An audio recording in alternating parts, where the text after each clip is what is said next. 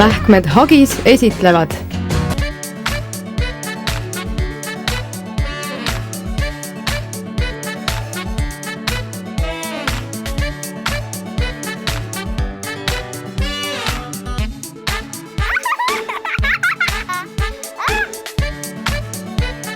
koostöös Perekool EE-ga. Beebi lisatoiduga harjutamine on põnev ja võib alguses veidikene ka segane tunduda. Mida siis millega anda tohib ja mida tasub vältida? Saime Katrini ja tema pisikese Õnneliisi ning Rebecca ja Kristofferiga ühel toredal pärastlõunal köögis kokku, et valmistada lastele mõnus lõunasöök. Esimesena sai uusi maitseid proovida Kristoffer. Millal te üldse alustasite söömist, et sa rääkisid siin, et päris palju olete juba maitsnud igasuguseid asju? Meie alustasime, kui ta oli 5,5-kuune ja kõigepealt me tegimegi autotud kõrvitsat, et mõned päevad proovisin seda anda ja siis hakkasime lisama siin pirni panime ja õuna lisasime juurde ja oleme proovinud ka autada porgandit, kartulit ja erinevate poetoitudega oleme ka seganud. Milline on see esimene toit, millest peaks üldse alustama, kui hakata lisatoitu andma? Esimese toiduna on hea tutvustada kuumutatud kõrvitsalisi, nagu näiteks kõrvits, suvikõrvits või baklažaan. Kõrvitsat saab nii aurutada, teha praeahjus või keeta väheses vees. Igal juhul tuleks eelistada eestimaist kõrvitsat, mis on saadaval pea aasta läbi. Puuviljadest sobib esimeseks tutvustamiseks kuumutatud kodumaine õun. Ja millega oleks soovitatav kõrvitsat segada? Kõrvitsat võib segada pea kõigi aed või köögi või puuviljadega. Kui laps on kõrvitsa omaks võtnud, võib seda alguses segada näiteks õuna või pirniga. Esimesel lisatoidu kuul ei soovitata kõrvitsat segada kartuli ja porgandiga, kuna kartul on raskesti seeditav ja porgand on sageli tugev allergeen.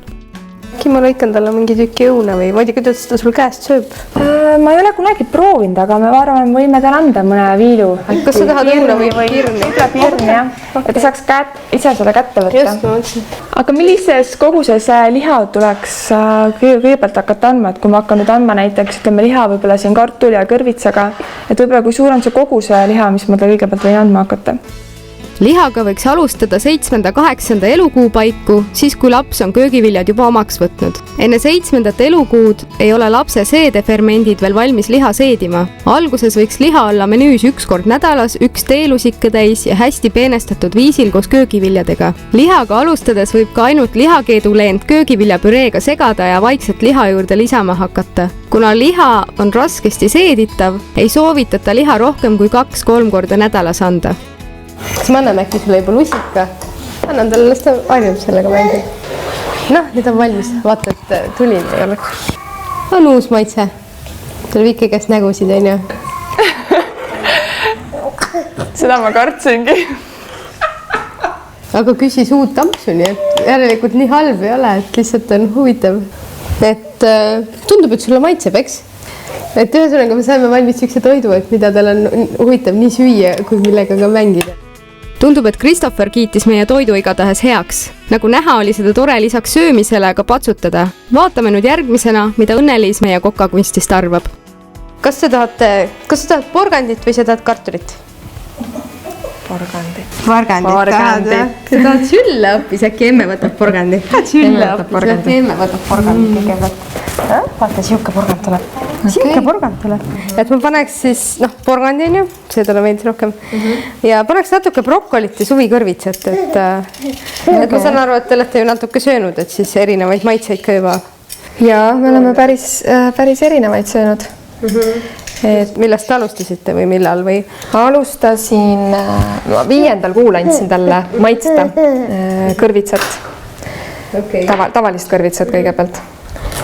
Ja siis katsetasin, siis tuligi kartul ja porgand tuli otsa ja lillkapsas ja siis tulid igast puuviljad, et õuna ja pirni seal alguses. Kuidas teile kõik need on maitsenud, kuidas ta on uued maitsed omaks võtnud? Ta alguses teeb alati sellist nägu, et alguses ma mõtlesin, et talle ükski toit ei maitse, aga siis ma sain aru, et ta maitseb sellise näoga hoopis. Ja, uued maitsed ja võõrad muidugi. Oota, anna üks pulk äkki talle kätte, mis ta saab siin. Tahad? Aitäh! vaata. Ma annan talle aeg-ajalt jah, niisuguseid tükke ka juba. Väga hea, siis tal ei ole ju hiljem huvitav ja ta närib. Kuidas selle kohta öeldakse, et kas kartulit ja liha koos siis võib anda või ei või? Et näiteks poetoitudes tegelikult purgitoitudes on hästi tihti, on liha juures on see. Hea oleks vältida kooslust liha ja kartul, seda eelkõige põhjusel, et mõlemad toiduained on raskesti seeditavad. Kui nüüd üldiselt purgitoitudest rääkida, ei ole need enamasti nii head kui kodus tehtud püreed. Neile on siiski valdavalt lisatud ka näiteks maitseaineid. Oota, aga ma äkki teen seda brokkolit. Jah, väga hea. Brokkolit on ta sul maitsnud ka enne või? Ja ma andsin talle keedetud õisiku ka kätte. Sa oled hästi palju andnud nagu sõrme otsast, jah? Nii ja naa. Põhitoiduna ma ikkagi nagu püreestan. Ma lugesin selle näputoidu kohta ka natukene. Et vaatasin neid videosid, et nad tegid alguses, lapsed teevad väga nagu hirmutavaid hääli, on ju. Et tundub, et kohe lämbub ära selle toiduga. Ja hästi palju temad kardavad väga palju. Et öeldi, et vaadake neid videosid, on ju. Et siis te näete, et need häälitsused on nagu normaalsed. Nii, aga paneks nüüd siis selle vaikselt keema. Esimestel lisatoidukuudel ei soovitata lastele anda raskesti seeditavaid toiduaineid nagu herned, oad, maasikad, tomatid, paprika ning apelsinid. Esimesel eluaastal ei soovita lapsele anda rõõska piima. Hapendatud piimatooted võiksid tulla menüüsse alates 10. elukuust. Pähkleid ja maiustusi oleks hea veel mitu aastat vältida. Ma panen selle kohe oma taldrikusse. Kuule, sa hakkad meil juba enne sööma, kui me saame valmis. Tundub nii, jah. Kõht on juba nii tühi. Kuidas ta sul tavaliselt on söönud, et sa annad ise või? Ma tegelikult annan ise. Ma annan talle ühe lusika kätte mängimiseks. Ja siis tema nii-öelda teeb näo, et ta toidab mind sellega. Püree sisse võiks segada ka teelusikaga natuke oliiviõli või mõnda muud külmpressitud õli. Lisaks sellele, et see on kasulik, aitab see ka seedimist korras hoida ja ennetab kõhu kinnisust. Väga hästi läheb.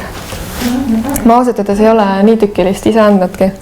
Ma olen nagu põhikorrad alati püreeks teinud. Aga ma jätan teid siis siia sööma. Mis te arvate? On ju? Tšau! Tšau! Nii, meie tänane lõunasöök on nüüd selja taga. Kuigi tundus kohati, et lapsed tegid toidu peale nägusid, teevadki nad seda uusi maitseid ja tekstuure proovides. Suu tehti aga ikka jälle lahti ja tundub, et maitses. Tegelikult ega siin väga täpseid retsepte ei olegi. Lihtsalt tuleks kombineerida vanusele vastavaid toiduaineid, natuke õli ka sisse ja vaadata, mis lapse maitsemeeltele rohkem meeldib. Meeldetuletuseks võib perekooli kodulehelt ka üle vaadata, millised on lisatoiduga alustamise soovitused. Lapsele on ikka ema tehtud toit kõige maitsvam. Reisile minnes võib küll väga mugav olla kaasa haarata poepüreesid, kuid kodus tasuks ikkagi kodust toitu pakkuda. Kes meistki tahaks iga päev konserve süüa?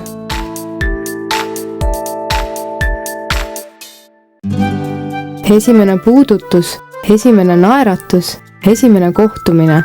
Läheb aega, enne kui te päriselt tuttavaks saate. Kel vajab ta kõige enam just sind. Armastav ja hell, kindel ja soe. Esimesed 100 päeva selles maailmas hagis newborni abiga. Et tal ja sul algas kõik armastusest.